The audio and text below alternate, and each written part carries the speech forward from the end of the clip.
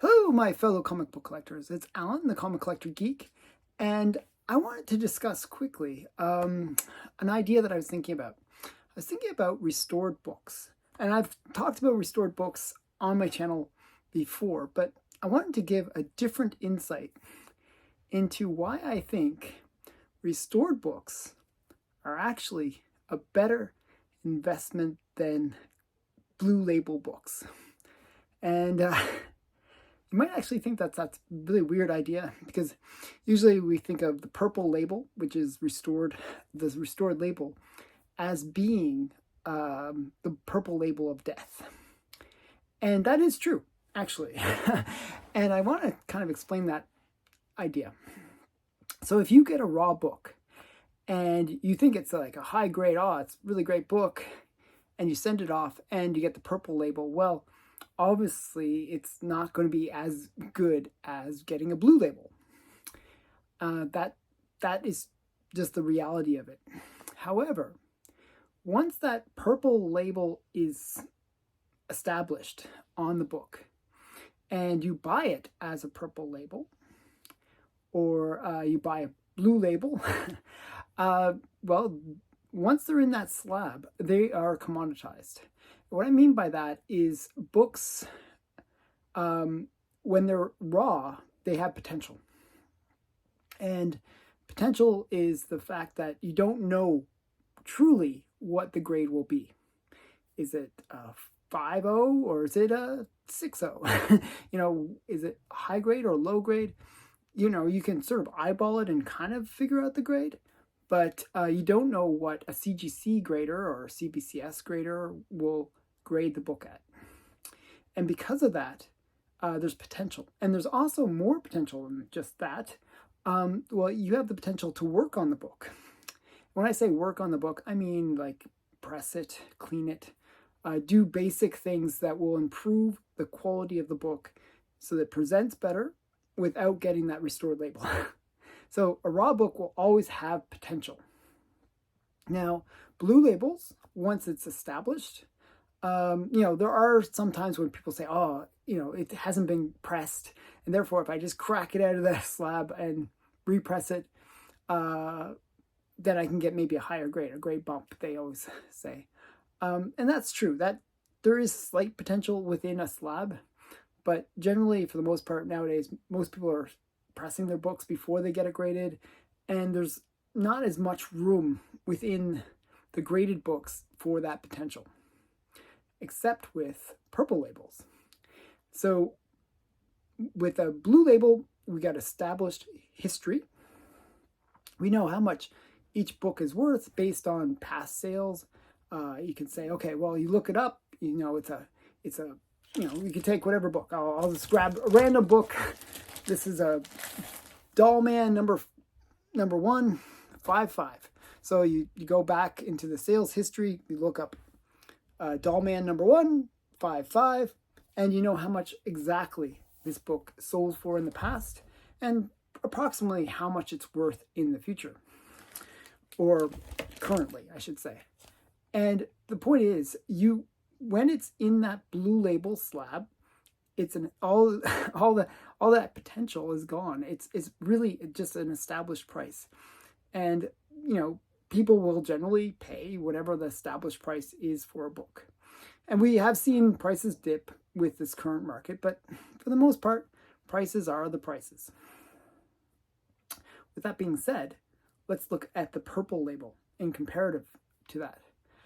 Purple labels usually sell within a commoditized price as well, where they are a fraction of what the blue labels are.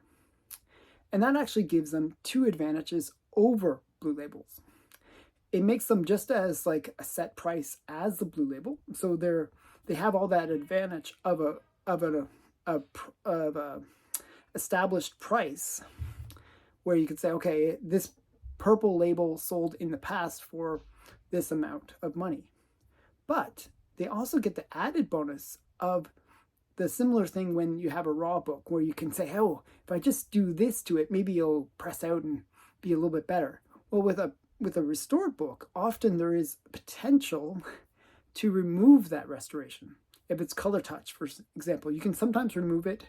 If there's even trimming, you can do things where you can kind of make it look like it wasn't trimmed. There's things that you can do to potentially remove restoration and get a blue label. And that potential can feed into the price. Or like you can basically reslab it and try to get that blue label. And that can give you extra value when you're buying a purple label over a blue label. Another thing that you have to consider is purple labels are entry-level books. And what we've seen, if you look at sales history, especially with this tumbling market, is high-grade books have been hit the hardest because they're not entry-level. And generally what happens is you'll always get whatever key it is. There'll always be people want that key. And so you'll see kind of the two ends of the spectrum. You'll see the high-end collectors, they'll go, they'll spend the big money. They want that 9/8 blue label, white pages. They want that perfect book. And then you'll have the lower grade collectors, and there's lots of them, way more of the lower grade collectors. Like, there's like only a small handful of people that can pay $10,000 for a book. Well, there's a lot more that can pay $100 for a book, So there's a bigger pool of people that are entry-level buyers. Well, purple labels are entry-level books. And the reason I say that is usually they go for a fraction of that higher label price. The blue label, high grade. And because of that, there is a greater pool of potential buyers for purple labels than high grade blue labels. But you can actually, for example, like if you look behind me, I have my Detective 7.0, Detective 3870, and that book is high grade, presents really, really well. It is restored. And I know it's restored. It's going to stay restored. It is what it is. But it's one of those books where it's an entry-level book for that, key appearance. It's first appearance of Robin.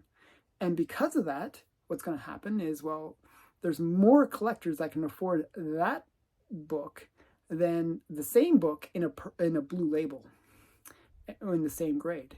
So what you'll have is like a little bit of an overpay where, like, if you look at blue labels, for example, the 0.5 and the 1.0 and the 1.5 and the 1.8, all those low grade books sell very similar in price. A lot of price compression on the low grades because those are entry level books that people just want to get in on. And, I just want to have this book. And I don't mind that it's a little bit beaten up because I just want to have the book in my collection. And that's a way a lot of people think. And there's just more buyers within that lower price range. Well, purple labels fit into that lower price range. And they also give those lower price range buyers an opportunity to get something that presents very, very well. So all of a sudden you have this thing where, the price for a 7.0 restored copy is selling for about the same as a 0.5. So which would you rather? A full, complete book that has restoration or a high grade, presents really, really well, purple label? So those kind of things make the restored book a much better buy.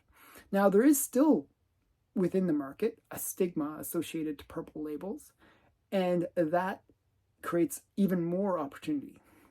Where if you want to look at, hey, what's a good investment?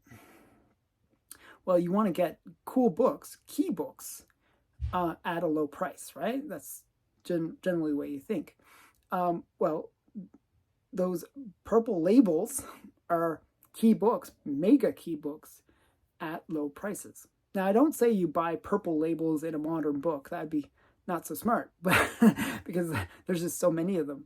But these more hard to find books that are from the golden age, it does make sense to buy them in a purple label because you have that opportunity to get a high grade without the high price and at that entry level price. And you can really, get something where people might say, hey, look, these purple labels are actually overly corrected for in terms of the value. Often with a purple label, you're paying 1/10 of the value for high grade copies. And that doesn't seem very realistic for some of these big books. You might think it should be maybe 20%, not like 10%. Even if somebody says, well, hey, if the market shifts and people become more accepting of purple labels, and all of a sudden what happens is they say, okay, we're not going to give 10% now for a purple label, we'll give 20%. Well, in terms of value, you've just doubled your money just because of perception in the market for purple labels. See, that's a new potential that a lot of people don't think about, that purple labels could become the treasure trove that people even realize that, I wish I had bought that purple label when it was like half the price, and where it was undervalued because people had this stigma towards purple labels. Just something to think about. So these are the key things that I want to give as takeaways. One, purple labels are just as commoditized as blue labels. Once it's in that slab, if you pay $1,000 for it in a blue label, or $1,000 and it's a purple label, that's the established value of the book, and it doesn't matter that's a purple or blue label. It's in that value. The other thing is, purple labels will always be a percentage of what a blue label is. Blue labels, another takeaway, is blue labels are much more like limited in terms of their potential. Sure, you can press it, maybe get a little bit of a grade boost, but they're pretty much established price once it's in that slab. With a purple label, you have potential in that maybe the restoration can be removed, and potential that it is an entry-level book. And generally, entry-level books get a little bit of a price bonus, a benefit for being entry-level books. People will kind of overpay because there's a bigger market of buyers at that low-end price. So, and then last thing is, there's a potential for restored books to become more accepted within the comic book community and get more value over time. So those are the things that make, in my mind, a purple label a better investment than a blue label. So I wonder what you think. Am I totally out of whack with reality? Tell me in the comments below. And thanks again for watching. Bye for now.